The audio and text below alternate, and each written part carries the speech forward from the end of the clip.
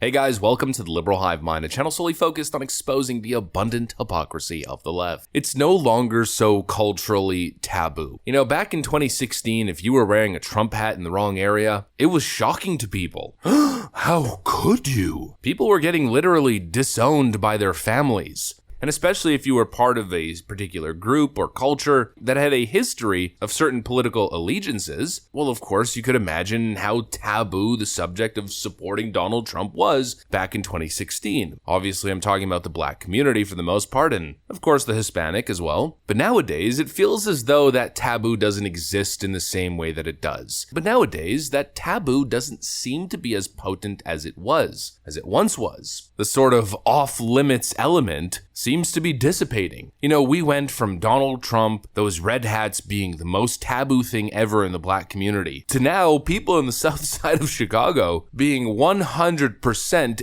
absolute down with it, 100% ultra MAGA. We're seeing it in the numbers, but we're also seeing it where it's most important, that's in the culture. Donald Trump wasn't taboo before he declared his candidacy as a Republican. Well, it seems as though we're sort of reverting back to that time. We're seeing it in the numbers, but we're also seeing it in the culture. And as we know, politics is downstream from culture. A lot of people are waking up, especially this woman, who has had it up to here with all of the left-wing failure in her state. Let me show you guys exactly what's going on as the great African-American revolt against the Democrat Party continues. We got some stuff to get into, so let's roll the tape. All right, folks. So I have to admit, I never thought I'd see something like this coming out of Chicago. P. Ray of the 37th Ward, Chicago Red is our organization.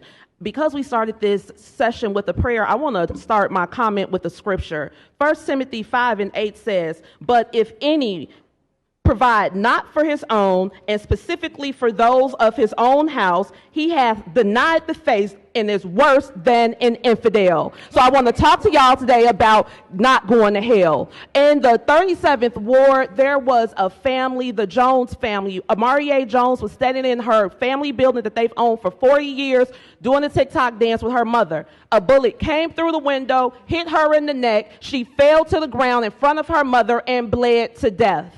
A month ago, on the Chicago mugshot page, her mother was on that page. Her mother had on her daughter's Rest in Peace t-shirt. She washed it so many times that it was completely faded out. She was completely high, out of her mind, and the charge was possession. Now, the first $51 million that this council gave to the migrants came from the opioid settlement funds. I am here on behalf of the Jones family, on behalf of the 37th Ward, on behalf of Black Chicago, on behalf of the entire city, to ask you all to vote no and put that money back in the opioid settlement fund. We need that money in my neighborhood. We need that on my block. That woman should not be at Cook County Jail because she's grieving over a random act of violence that caused her to lose her child in front of her face, when the city of Chicago has millions upon millions upon millions of dollars to give to people who ain't paid a dime into the tax base.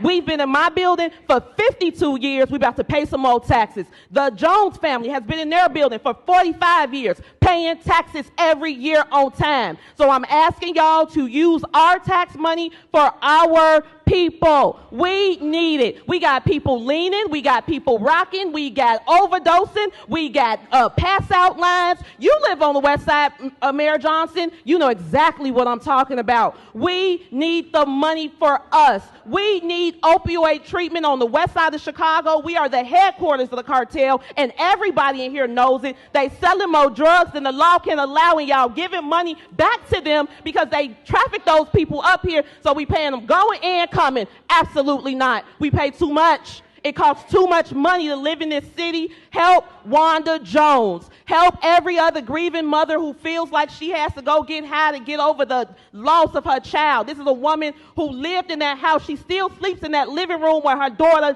passed out and bled to death.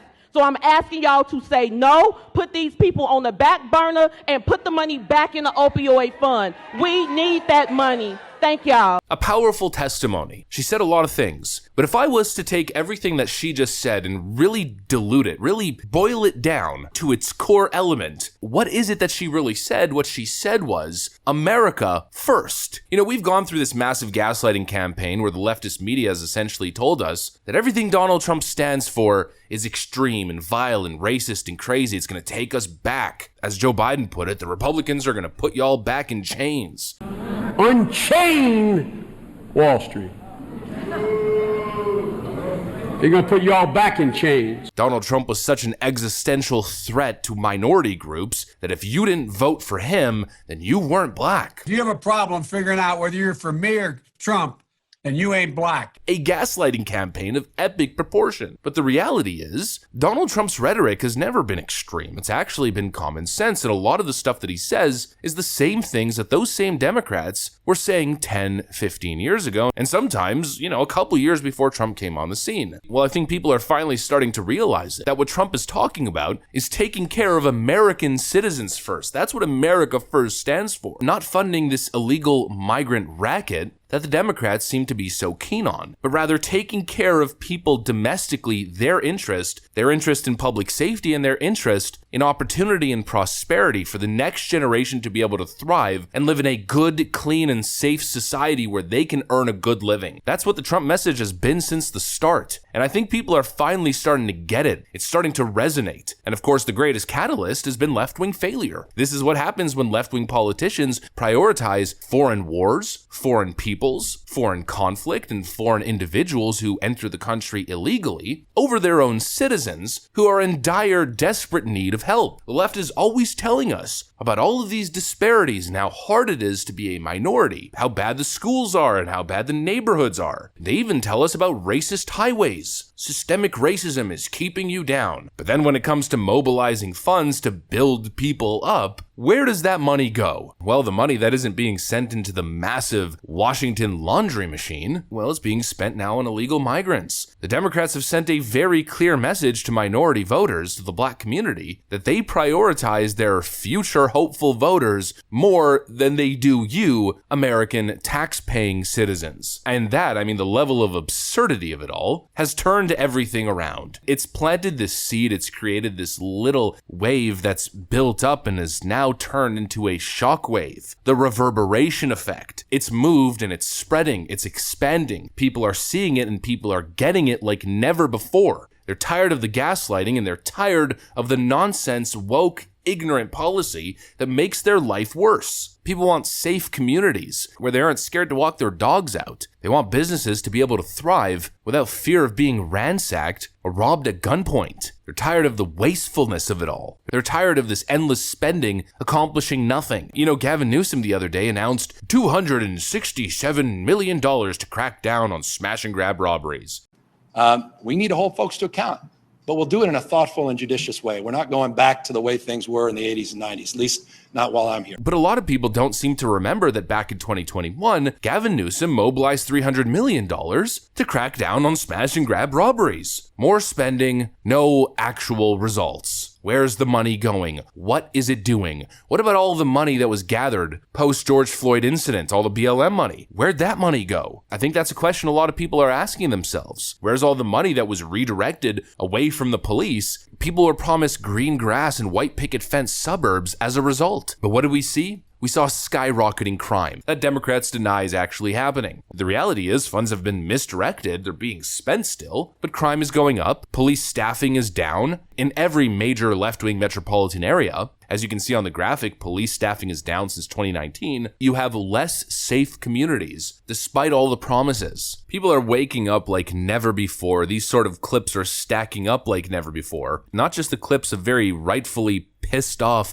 Chicago residents, but also just TikTok videos and personal vlogs that people are uploading across social media. Clips like these. Hey, Trump is the greatest president of our lifetime, and I don't give a what you say. And how can you say that?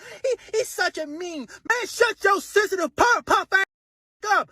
That's the problem with this country. Everybody's sensitive. I seen a person with the Biden sign on their lawn. In my head, what the do you people need to realize that this administration is not for us? Biden don't even know what planet he on. They lied to us over and over and over and over. You vote for Biden over Trump? What are you all, PC players? They look at it as like a joke. And then not on top of that, you're not like mentally capable of running a country, bro. It's Who crazy. is? Trump. Trump is, listen, he's quick to push buttons, but that's what we need. We need an iron fist for this country. Because Biden, he's going through Alzheimer's. He's a joke. Trump, he don't play around, man. He gets things done, and you see action. You see action, man. He gets things done. We don't need this piece in office. We need. Something is clearly brewing. Something is changing. It's taking a little bit of time, of course, as we know, cultural and political changes, frankly, take generations to actually materialize, but it's certainly happening. It's become less taboo to identify as a conservative. It's become less taboo to support Donald Trump. And I'd argue that's probably the left wing's worst nightmare. What are they going to do if Donald Trump isn't this sort of off-limits political creature? What are they going to do if people aren't buying the marketing scheme anymore that Donald Trump is a monster? If he gets elected, the sky is going to fall. If that fear doesn't exist anymore, well then the Democrats have nothing.